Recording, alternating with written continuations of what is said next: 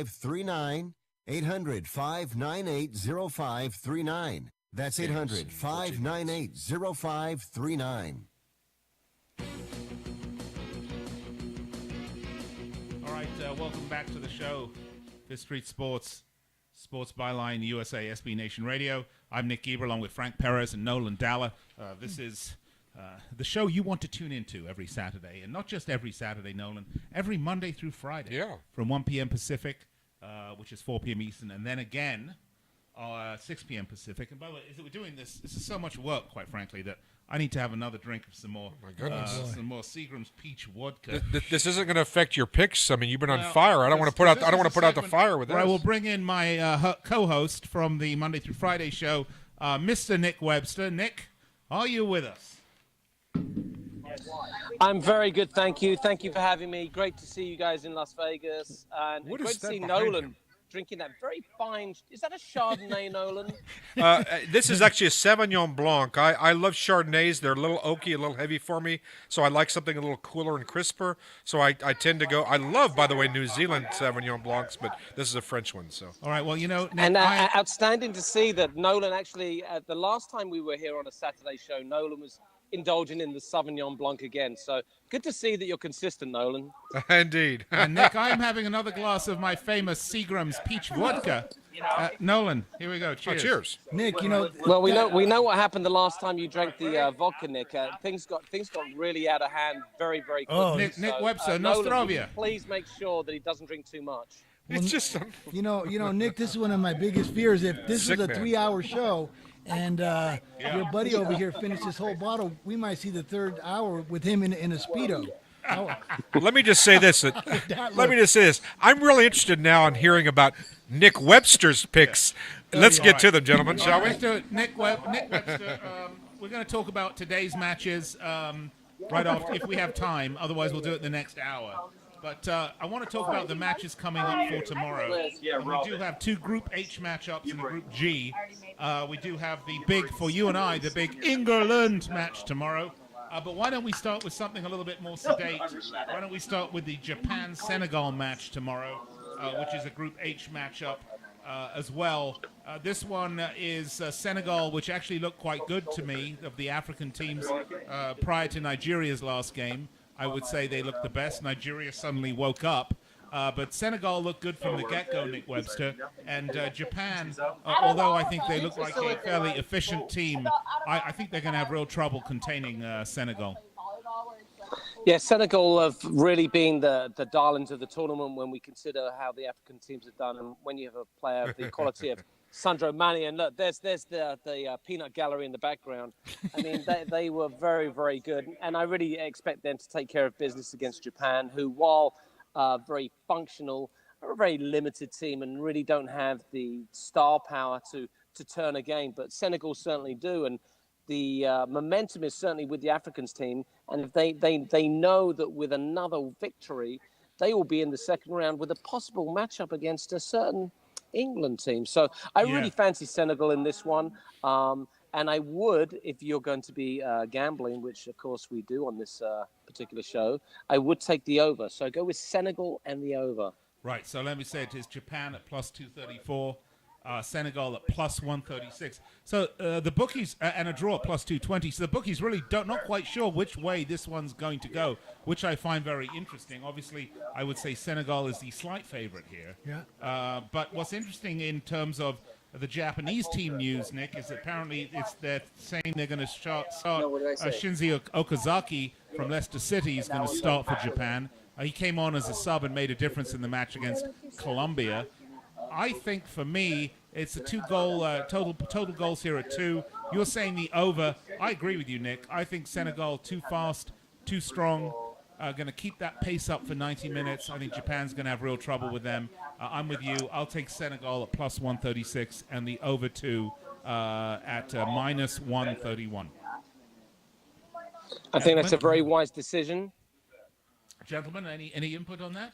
No, not on Senegal and Japan. Well, I have an opinion. These are two surprising, little bit of a surprise. The leaders, they both won their first match. Colombia, I think, was expected to maybe advance here, or certainly one of the top seeds.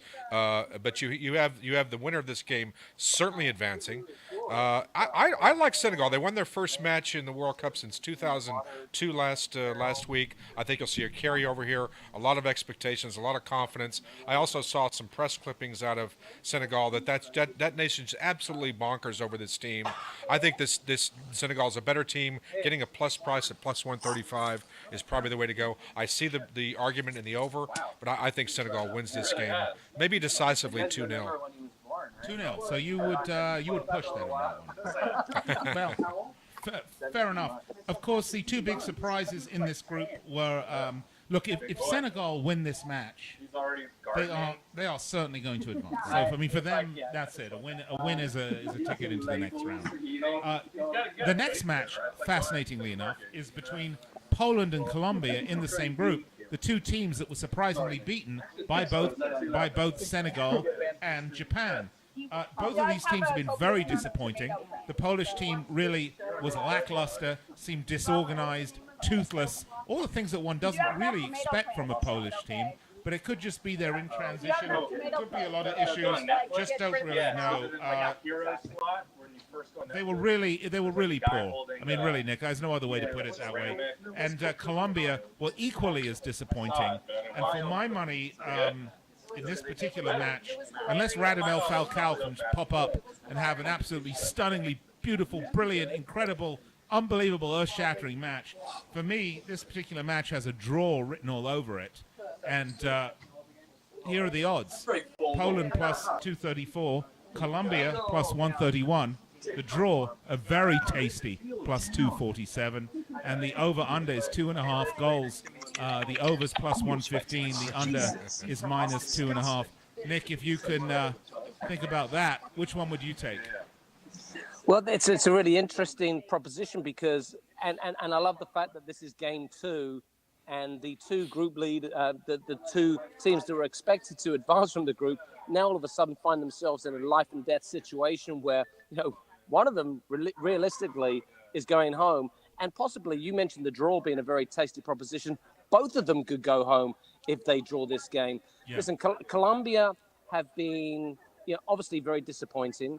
The fact that James Rodriguez is not 100% fit is really hurting the Colombian team because he is their heartbeat, he is their soul, and how James Rodriguez plays really defines how Colombia plays. If he doesn't start, and he didn't start the first game, so there's no reason to think that in the space of 3 days, he's all of a sudden got 100% match fit. He's going to start this next game.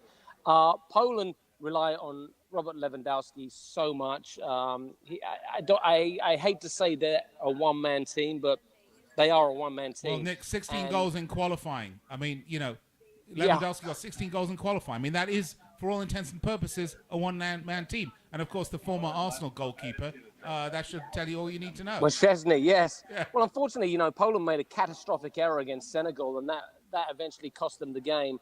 So defensively, there are many questions to be answered. This is a game that as a bettor, I'd be hesitant to go anywhere near. I mean, the bookies have got Colombia the favorites, but I really feel like Poland on Russian soil, they're going to have more support.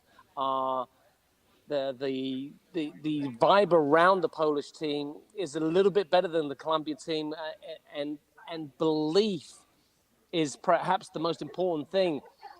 I'm going to go with the draw. I think the draw keeps both teams in the tournament but really doesn't do either team a favor. In terms of scoreline, I really think this one could be an over. Yeah, I'm with you. The over. So for this one, we like the draw at plus 247.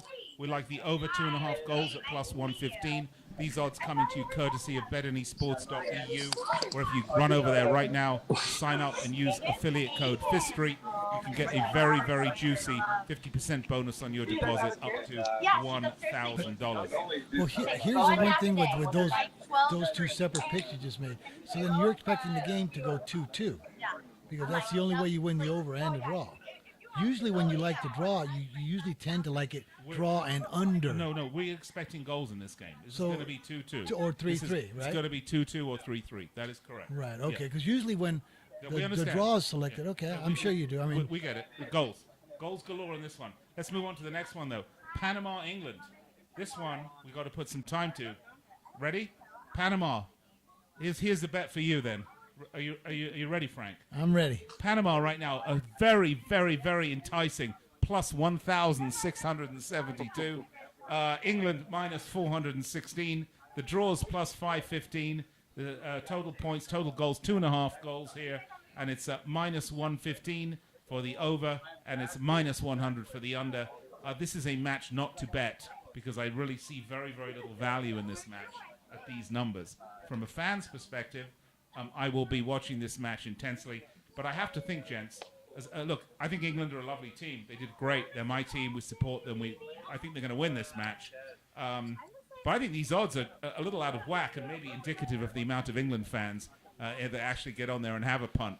Because I think Panama plus 116.72 is just a tad unfair, don't you, Nick? I mean, listen, the problem with being an England supporter, number one, English people love to have a bet. So they've just been pouring money on England, and as you can see, the odds reflect that. And now all of a sudden, England's a terrible bet. However, England is a team that has this unique ability to break your heart whenever you least expect it. So all of us right now are thinking to ourselves, oh, this one's going to be a piece of cake. England 3-0, stroll away. As we saw, England have this incredible ability to put you through the ringer. And I think we saw earlier, Germany-Sweden. Germany were prohibitive favorites to win that game. And it needed something very, very dramatic. So if you were inclined to have a bet on this game, I would look at Panama and take the goals. I believe it is 1.5 goals the bookies are giving Panama. So that means England have to win 2-0 for you to lose your bet. Knowing England and what they've done to me in the past, it's going to go one of the two ways. You're either going to dislike me because England are going to demolish Panama, or it's going to be the squeakiest game ever and you're going to come out a winner. I know that sounds like really hedging my bets, but really, that sums it up when you have England in the World Cup. Well, Nick, that's a good way to hedge too, because the team news out of England is interesting. Dele Alli is not fit, won't be starting. Ruben Loftus-Cheek will be starting in his place. Marcus Rashford is likely to replace Raheem Sterling. There's question marks right now about Eric Dyer, Danny Rose, and Gary Cahill, if they're going to get a start or not. So it could be that Southgate mixes it up a little bit given the opposition, but we'll wait and see. Well, there you have it. Now, Frank, what do you think about those ones? Well, the one thing that comes to mind is I watched Colombia play the last game, and the whole time I kept looking at the coach, thinking to myself, this guy is so lucky that Escobar is not back in Medellin. You know what I mean? Did you see some of that coaching in that game? So for the Panamanian team, they're happy that well, I mean, Noriega's gone. Probably. Yeah, no, but I mean that was some of the worst coaching I've ever seen in that Colombia game. Besides that, no, you guys. You like the analysis on these? Yes, I do. But I am going to take the draw in the game just before the England game that you said. The Japan-Senegal? Yes, that's Colombia or the Colombia-Poland? No, the Japan-Senegal. Senegal going to win that, don't Oh, they? no. Or was it the Poland? Was it plus 246? Yeah, Colombia-Poland. That's all right, folks. There you have it. There's our that's what picks I'm once doing. again. Japan-Senegal. We see Japan. We see Japan on that one, and Japan right now at plus 234. England-Panama. We see England. Nick Webster says take Panama at the 1.5 goal. At the 1.5, right? Okay. Yes, one last one. you know. Very quick, we're running out of time. Poland, Colombia, we're saying take the draw. We've got to go to break. We'll be right back. Fifth Street Sports.